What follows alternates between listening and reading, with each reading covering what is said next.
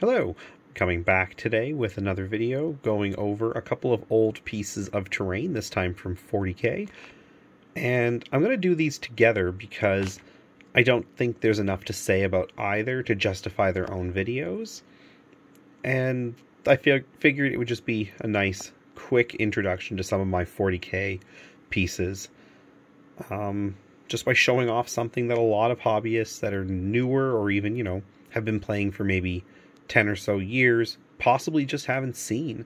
These were not common even when I was new 20 years ago or so. I don't know if I ever saw any of them in person. I knew they existed, but that was about it, I think. So I'm going to start by looking at this bunker. It's quite simple. It's got some battle damage. The black paint here, that's done by whoever I got this from. I forgot now when I got this, sometime in the past year. But he painted this himself, and he did an okay job. I don't see any real problems with it. I will probably do some work on it myself just to tidy it up. But it's also not a super detailed model, so as long as the paint job is clean, it'll probably be fine. And the only other thing I would change maybe is I might get rid of this flock and just rebase it again. So it fits my stuff a little more closely, but I do have a Realm of Battle board that's got your pretty standard grass, and this would fit on that.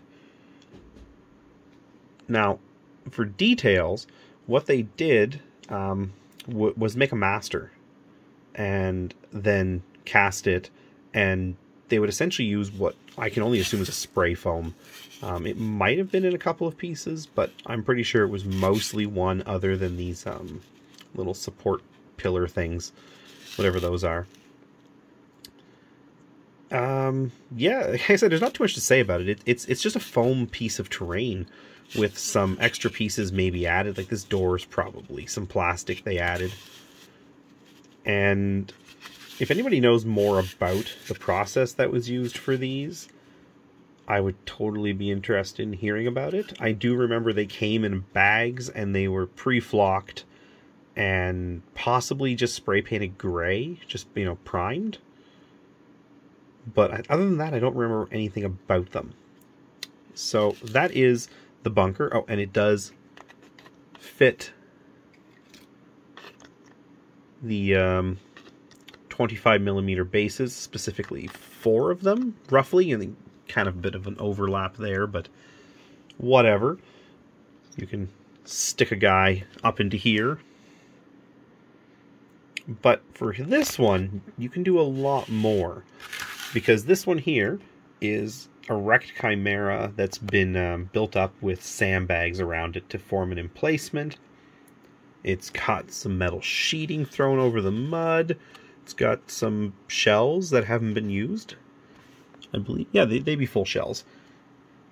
Track's been ripped off this thing on one side, so obviously it's been knocked out of the fight and then further damaged, exposing the interior.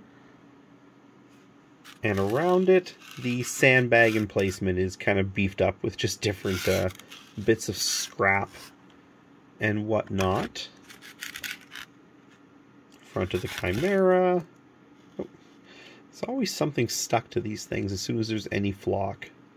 I have a dog, and that's one of the things you'll deal with if you don't have a dog. It's nice for your terrain or your dudes that have flock, I guess. But anyways, she's a good girl for the most part, I'd say. Worth the little bit of fur plucking you have to do. Anyways, yeah, back to this. It's not a huge amount of space, and this was designed prior to this advancement in basing, where we got the big solid, what is this, 60mm, I think, base that we have for weapon teams. But you can easily fit loads of dudes in here, different ways, give them lots of space. And it's a great piece. It's a lot of fun to have on your board. It is nice to have out in no man's land. It looks like exactly what you'd expect to find out there. And it'd be a really good complement for any entrenchment boards. I have what is it called? I forget the name of it. It's the big plastic terrain set for the Wall of Martyrs. I have like several trench sets. I have some bunkers of different kinds and sizes. And it's enough to basically really fill one side quite well. But then you're left with needs for the center and the other side. Because again, you know, it's a defensive position for one side of the board. It looks really good, but having stuff like this in the center is also really neat. Because then it gives the enemy that are advancing places that they can also fortify as they move up.